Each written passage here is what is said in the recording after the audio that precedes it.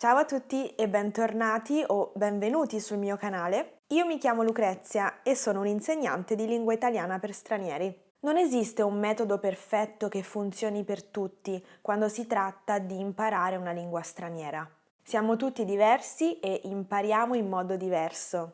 Ciò che abbiamo in comune è la voglia di imparare questa lingua, nel nostro caso l'italiano, in modo corretto per poter comunicare con gli altri. Se mi seguite da un po' di tempo già sapete che secondo me la strategia migliore è di tutto un po', con equilibrio.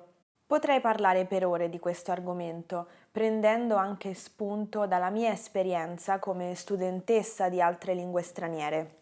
Ma quale miglior fonte di consigli se non ragazzi e ragazze che ogni giorno studiano l'italiano? Parlerò quindi con alcuni dei miei studenti e chiederò loro di parlarci di come studiano l'italiano. Oggi sono qui con Nastia. Ciao a tutti, Come stai? molto bene, grazie. Allora, grazie mille per aver accettato di parlare in questo video. Spero sia un'esperienza divertente. Sì, sì, è molto interessante per me. Io inizierei la prima domanda, che è: quando hai iniziato a studiare l'italiano e perché? Cosa ti ha attirato verso l'italiano? La mia storia con la lingua italiana è iniziata, diciamo, 4 anni fa. Era la mia prima volta in Italia, sono andata a Firenze, una città molto bella. Sì, però a quel tempo non parlavo niente di italiano e sono andata per motivi, diciamo, di lavoro più per aiutare la persona italiana, con i turisti russi e americani, perché sì, io sono russa, parlo russo e quindi anche inglese. Sono stata per 1 mese in Italia e, diciamo la verità, mi sono innamorata con un ragazzo italiano. Questo era la mia vera motivazione. Qua in San Pietroburgo, sono andata a una scuola italiana e ho preso il corso per 1 anno. Avevamo la insegnante italiana, lei era di Napoli, se non mi sbaglio, sì, era molto simpatica.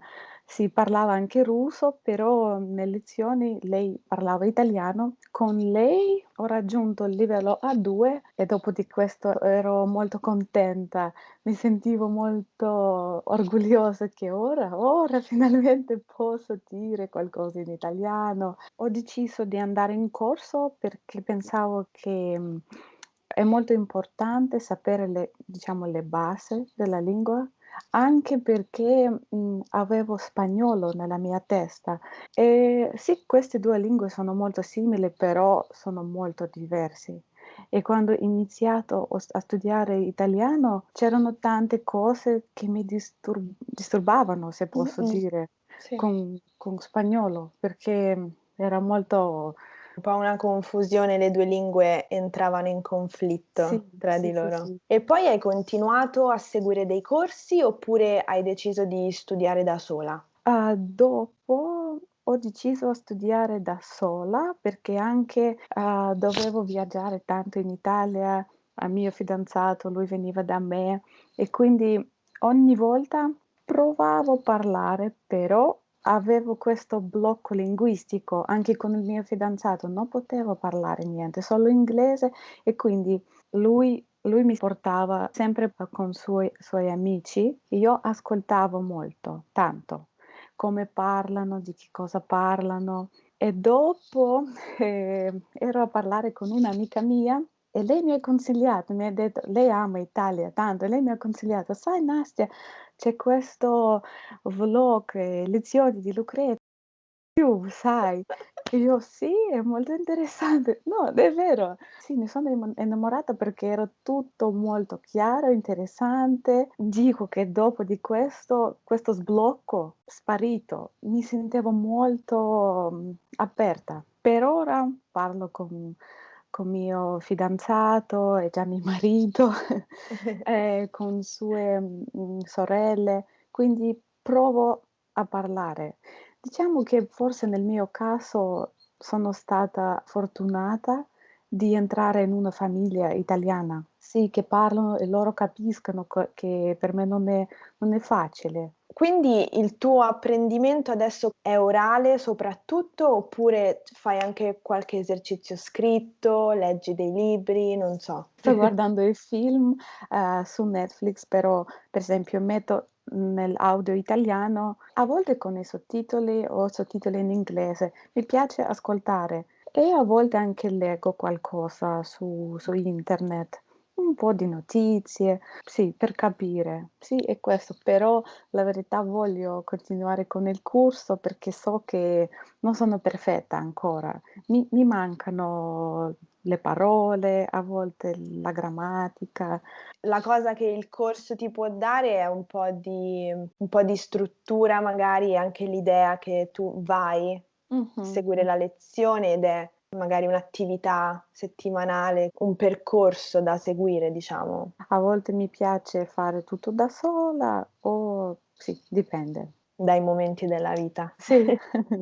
Hai qualche consiglio da dare a chi, ci sta guardando? Sì, se tu hai la paura mai puoi iniziare a parlare.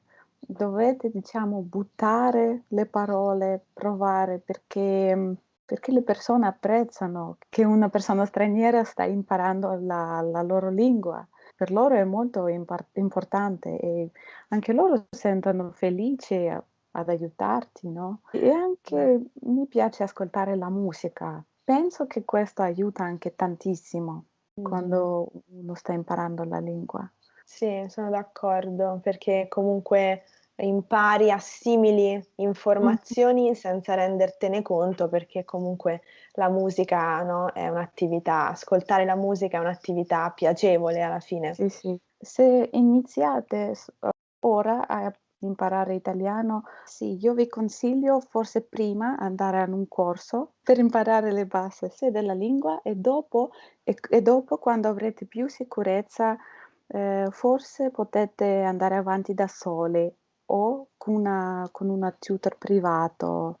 Grazie mille Nastia per aver risposto alle mie domande oggi e spero che ti sia divertita. Sì, sì, molto, grazie a te. Grazie, a presto. A Ciao. presto, ciao. Questo è tutto per oggi, spero che questa conversazione vi sia piaciuta e che vi sia utile. Ci vediamo nel prossimo episodio. A presto, ciao!